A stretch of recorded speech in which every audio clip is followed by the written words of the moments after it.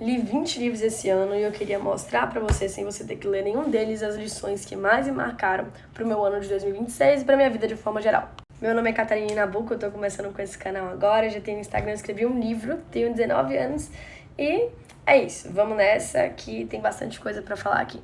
Vamos começar aqui com o livro Memórias de um Subsolo, de Fyodor Dostoiévski, que é um livro profundo, complexo de ler, mas que o que mais me marcou e acho que pode te ajudar é que se a gente for parar para analisar a humanidade, a gente está sempre buscando, sabe o quê? A gente está sempre buscando. Bicho, como assim?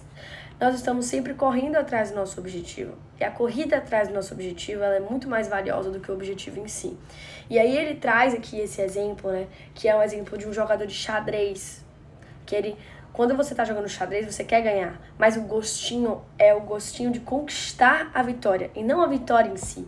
Quando uma pessoa passa no vestibular, ela tenta, se esforça, morre. Mas no dia, passa um ano tentando. Quando ela conquista, é um dia da conquista. É aquele momento, a sensação, ela passa rapidinho. Então, ele assemelha, o que ele faz? Ele pega o livro e fala que a conquista ela é similar à morte. Vixe, como assim? Aí ele vai e fala que então 2 mais 2, quando você descobre o resultado de 2 mais 2, que é 4, você tá resolvendo um problema. E toda vez que a gente resolve um problema e acha a resposta, é similar à morte. Porque quer dizer que acabou, entendeu? É aquela sensação rápida e acabou todo o seu trabalho. Então é muito mais bonito construir a moradia do que morar nela. Enfim, eu achei isso bem forte. E achei, então, que a gente tem que valorizar mais o nosso cotidiano, a nossa luta, o esforço pra chegar. Por exemplo, eu quero fazer um Ironman, não sei se ano que vem é 2027, que vai ficar bem apertado. Mas, então eu tenho que valorizar os dias, os treinos, cada um deles. Porque na hora da conquista, às vezes bate uma depressão, né? Porque passou tudo, só foi pra sentir aquele momentinho, entendeu? Então vamos pro próximo livro, que esse aqui é Barril. Livro barril, viu? Mas eu gostei muito, difícil de ler, mas muito bom. Esse daqui, Por que Fazemos o que Fazemos? É um livro de Mário Sérgio Cortella, que eu vou ser mais rápida pra conseguir dar tempo de falar de todos, mas ele fala sobre propósito. Por que você faz o que você faz? Então, qual a coisa mais marcou? Qual é a diferença de estresse e de cansaço, né? Quando você tá cansado, você descansa e resolve. Quando você tá estressado, você pode descansar quanto for, você não vai resolver. Você não vai resolver. Geralmente, sabe o que está associado com estresse? Falta de propósito. Então, por que você acorda de manhã na segunda-feira para ir trabalhar? Por que você acorda de manhã na segunda-feira para estudar? Se você acorda querendo voltar pra cama, querendo voltar pro final de semana, tem algo de errado na sua vida. E a gente precisa correr atrás desse propósito. O que te move, né? Seja na empresa, no seu trabalho. O que faz você fazer as coisas que você faz da sua vida? Então, se você ainda não tem um propósito, procure.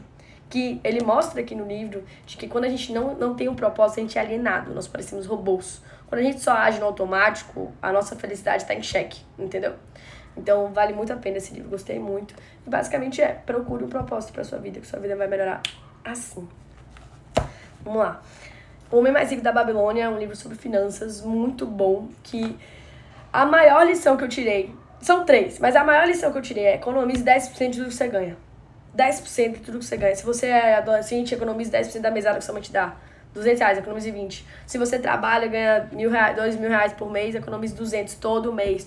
Deixe de sair pra aquela festa, pra aquele barzinho. Deixe, sabe? Guarde. Porque quando você investe, você não só garante a sua segurança pra se alguma merda acontecer, como também pra sua família no futuro, entendeu? Você tá sendo mais altruísta. E ser altruísta é difícil, né? No mundo imediatista que a gente vive. Mas, poxa, vale muito a pena a leitura desse livro. Eu gostei muito. A segunda lição é diminuir os seus custos pra você conseguir economizar esses 10%. E a terceira lição é faça o seu dinheiro trabalhar pra você, que seria o ato de investir mesmo, entendeu? Não adianta você economizar 10% e só guardar. Próximo, esse livro é meu, vou passar bem rapidinho por ele, mas ele tá encapotado porque eu não sei onde tá o meu, né? É Cartas para um Vestibulando, e é um livro, assim, que se eu fosse dizer a maior lição dele, que eu mesmo escrevi, é que todo esforço vale a pena. Às vezes o esforço não vai trazer exatamente o que a gente quer. Então, às vezes você quer passar na USP, como eu queria, não passei. Mas eu fiquei muito inteligente, virei professora por causa do esforço que eu fiz. E hoje consigo ter minha rendinha. Escrevi um livro, descobri a faculdade que eu quero fazer. Então, assim, o meu esforço me trouxe resultado. Não o que eu queria na época, mas ele me trouxe resultado. Então, sempre vale a pena se esforçar. Nunca se questione, eu faço tanto e não chego em lugar nenhum. Não existe isso, tá? O esforço sempre traz resultado. A Hora da Estrela, de Clarice Lispector. Esse livro aqui eu li no início do ano. E assim, pra mim, o que mais me marcou é porque foi quando eu tava começando na minha área da escrita, que tem 2 anos que eu escrevo, mas é um livro bem forte, assim, que ele traz um pouco das desigualdades, né, do surto psicológico e tal. Mas o que mais me marcou é: eu me morreria se não pudesse mais escrever. É a frase que eu mais gosto. Não sei se é exatamente assim, mas é: o ato de escrever faz ela sentir que ela existe, sabe? Mas vamos pular pro próximo, que isso aqui não é uma lição, né? Isso aqui é uma reflexão sobre a vida, mas muito bom. Mas falando um aqui rápido, antes de passar pro próximo.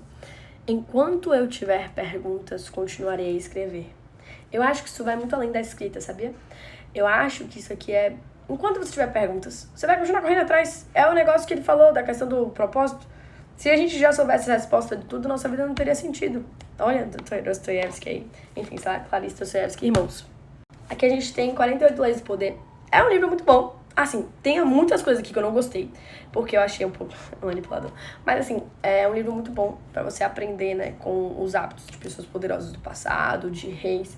E assim, muito interessante. Tem muitas lições maravilhosas, como por exemplo, não ficar falando muito das suas conquistas em ambientes públicos, porque as pessoas, elas são maldosas, sabe? E aqui ele mostra a raiz mesmo da raça humana. Da raça humana é punk, né? Mas eu acho que a lição que mais me marcou, assim, que eu uso mais no meu cotidiano, porque eu ainda tenho que reler esse livro algumas vezes, porque foram muitas lições, né? Mas a maior é: faz os outros trabalharem por você. E não é, tipo, as pessoas. É você pegar os livros do passado e valorizar o conhecimento do passado. Essa é a lei 7, né? Fazer os outros trabalharem por você. Tem pessoas que passaram a vida escrevendo sobre um assunto específico. É um livro que você lê em alguns dias. Então a vida de uma pessoa tá num livro. Faça o conhecimento dessa pessoa valer pra você. É isso que eu tô... Por que eu leio? Qual é o meu propósito com a leitura? Melhorar como pessoa e conseguir cada vez mais pular etapas da minha vida. Como assim? Conseguir chegar mais rápido nos meus objetivos, entendendo os erros de outras pessoas. Então, quando você pega uma vasta gama de livros do passado, você tá pegando experiências, muitas experiências, entendeu? Que às vezes uma pessoa passou a vida e não teve. Então, use, né, faça os outros trabalharem por você. Aproveite o aprendizado das outras pessoas. Aqui a gente tem o Dito pelo Acaso. Pô, o Dito pelo Acaso, assim, foi um dos livros que mais me marcou, assim, sem brincadeira, acho que na minha vida. É um livro punk. Eu demorei 2 meses pra ler, por isso que eu li bem menos do que o ano passado, esse ano. Li muito, tá vendo que eu marco tudo. Mas o que mais me marcou nele é essa questão da sorte. A sorte é um negócio muito interessante, viu? Eu poderia facilmente fazer um vídeo inteiro só sobre esse livro aqui, sério, uns 20 minutos falando. Mas então eu vou falar 3 coisas, tá? A primeira, essa relação da sorte, que foi o que mais me marcou. A gente tem a tendência, nós seres humanos, quando estamos numa casa de apostas, por exemplo, de que se a gente tiver aqui um dado, pode cair vermelho ou preto, ele cai 5 vezes vermelho, a tendência é a gente achar que agora vai cair preto. Ou achar que vai cair vermelho. Na sua mente, não passa a ideia de que não importa o que aconteça, a probabilidade de cair vermelho e preto é 50%. Não importa quantas vezes caiu antes, a chance é 50%. Isso acontece nas bolsas de valores, na subida e queda de mercados, enfim, em tudo na nossa vida. Quando a gente vê uma ação se repetindo muitas vezes, a gente acha que essa é uma tendência e que talvez ela provavelmente vai se repetir de novo. E isso não quer dizer nada, porque a chance é igualzinha do começo. A segunda coisa é que não existem informações corretas na ciência. Pô, essa eu vou até fechar o livro, que essa é top. Então, por exemplo, se eu te disser que tem 100 cisnes brancos no mundo, você pode me dizer que só existem cisnes brancos no mundo? Se eu te disser que tem 500 milhões de cisnes brancos no mundo, você consegue me dizer? E 1 bilhão? Não, né? Porque se aparecer um cisne preto, o que acontece? O fato de só existirem cisnes brancos cai por terra. E tudo na ciência, tudo na nossa vida é assim. Vou parar, vamos pro próximo livro? Esse aqui, O Investidor de Bom Senso, que é de John C. Bogle. Ele é um livro muito bom. Assim, ele é muito repetitivo, mas ele é muito bom. E ele explica sobre ETFs. Não sei se você sabe o que é ETF, mas ETF é tipo uma bolsa que você investe, que tem em vários locais, e é uma bolsa com todas as empresas que tem naquele país. Então, por exemplo, eu invisto na SP50, que é a dos Estados Unidos. E tem as maiores empresas estão nela. Então, quando você investe, é muito mais seguro de você investir numa bolsa, não lembro se chama assim, que eu sou meio iniciante nisso ainda. Mas quando você investe nisso aí, o que acontece? Você tá se garantindo. Porque se uma cair, a outra vai subir necessariamente, entendeu? E aí ele fala que às vezes não vale a pena você ficar caindo e subindo no mercado, que historicamente esses ETFs sempre estiveram em subida, crescida em... Vixe, bateu branco agora. Esse livro aqui eu vou passar rapidinho. É o que todo corpo fala. E esse livro ele fala ótimo. Ele mostra como, necessariamente, é um agente do FBI que mostra. Todo mundo tem uma linguagem corporal muito forte. Então você consegue ler o que uma pessoa está sentindo, mais do que pensando, sobre você naquele momento, só de olhar pra ela. Então, um exemplo muito legal, né? Se vocês quiserem, é um livro cheio de imagem, muito bom.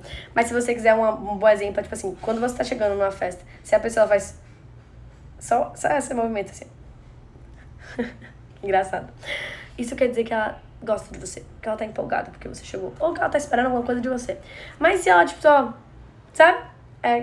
Não sei se é um bom sinal, é bom analisar. Mas o mais legal é que tudo isso vem dos nossos ancestrais, dos Homo sapiens, enfim, do passado, que a gente acabou pegando esses hábitos que a gente tinha muito pra reagir à natureza e aplicou na vida real, entendeu? Então isso acontece no nosso cotidiano, por isso, não é inventado. Por último, e não menos importante, os outros são de romance que me marcaram muito também, mas me marcaram no sentido de felicidade, né? No sentido de conseguir me dar gás para poder ler os outros livros. Esse aqui, acredite, eu não estou mentindo. No caso, estou mentindo. É muito bom, viu? É de Ryan Holiday e ele conta sobre como a mídia manipula a gente. E é surreal, porque ele vai contar uma história aqui muito boa de como ele conseguiu fazer todo mundo acreditar nele. Mas eu acho que o que mais me marcou nessa obra foram muitas coisas. Mas o que mais me marcou, assim, que eu quero compartilhar com você aqui, na mídia, as coisas que mais viralizam são ironia e humor. E raiva. Perceba. Você quer ver o exemplo da Havaianas aí agora? Gente, foi a raiva pura. E a ironia enfim, a ironia de um lado político e a raiva do outro. E isso gerou uma comoção enorme em cima de uma propaganda que, quando a gente olha assim no cenário, não é nada demais. Em comparação com as coisas que estão acontecendo no mundo. Gente morrendo, gente passando fome. E tipo, tá entendendo? E assim, isso é tudo, sabe? É isso que ele traz, é pra tudo que acontece. Então, aqui você vê como a mídia é fajuta. Inclusive, os jornais, o The New York Times, o BBC, o não sei o quê. Todos eles, acaba que sempre tem um interesse maior financeiro por trás do que a notícia real, sabe? E aqui ele mostra que os jornalistas, inclusive ele e o Nassim Taleb, em Iludidos pelo Acaso, mostram que os jornalistas, eles têm mais de propaganda, entendeu? Eles fazem mais propaganda pra poder ganhar em cima da parada. Eles estão mais preocupados em mostrar fato do que pensar acerca dos fatos. Então, muitas vezes a gente cai em tantas ciladas, né? Que a gente vê uma notícia. Você quer ver um exemplo legal agora que eu lembrei? Qual é a diferença de um produto 75% livre de gorduras e 25% com gordura? Olha como sua mente pode ser manipulada no mercado agora. Repare, você chega no mercado, tá lá, produto com 25% de gordura, você, vixe, ou pega um quarto do produto, é gordura, vou não querer não. Produto 75% livre de gorduras. Poxa, esse aí tá top, hein? Você entendeu que os dois são a mesma coisa? Mas toda a nossa comunicação faz a diferença na hora da venda e compra. E é isso, basicamente, o que é que esses livros querem dizer, então? Eles trazem essa reflexão mais profunda, né? Acerca de como a mídia manipula a gente, como a gente acredita nas coisas que a gente vê. E nem sempre elas são 100% verídicas, mas muitas vezes manipuladas pra gente cair em uma corrente de pensamento. Enfim, foi isso. Aqui tem os livros de romance, como eu falei, me fizeram muito feliz esse ano. Teve mais. O livro que mais me marcou, não tava aqui, tá? Foi de David Goggins, não é esse. É Nada Pode Me Ferir, só que eu fui emprestar pro meu aluno, ele não me devolveu até hoje. Rodrigo, me devolva o meu livro, obrigada. Aí, sério, agora... Nada Pode Me Parar foi o que me fez correr 21 km, entendeu? Foi entender que a gente consegue sim e que a nossa mente, ela é problemática. Porque ela mesma prega pilhas não, esqueci agora. Ela mesma prega peças com ela, entendeu? E aí ele mostra isso, que a gente tem que quebrar essas barreiras. Quando você tá correndo, você tem um limite ali. Quando você tá cansado, pronto, o que mais marcou no livro, lembrei. Todas as vezes que você chega no seu máximo, você só gastou 40% da sua energia. Ou seja, você ainda tem 60% de energia pra gastar. Pois é, o vídeo foi esse. Eu espero que vocês tenham gostado. Teve mais livros que eu li, só que eles foram no Kindle. Então, É isso, espero ajudar. Qualquer dúvida, quem tiver ideias, quem quiser que eu faça um vídeo completo sobre um dos livros, conte comigo. Ano que vem tem mais, a gente vai ler muito mais livros. Esse ano eu realmente queria ter lido 48, mas não deu, aconteceu muita coisa na minha vida, eu escrevi um livro, enfim, foram muitas coisas, eu comecei a trabalhar. Mas, com fé em Deus, ano que vem vai dar certo, vou mudar de faculdade, vou morar em São Paulo. Espero, né, não tá 100% porque falta sair a nota do SISU. Por favor, que saia, tomara que dê certo. Mas, enfim, é isso. Um beijo e obrigada por assistir até aqui.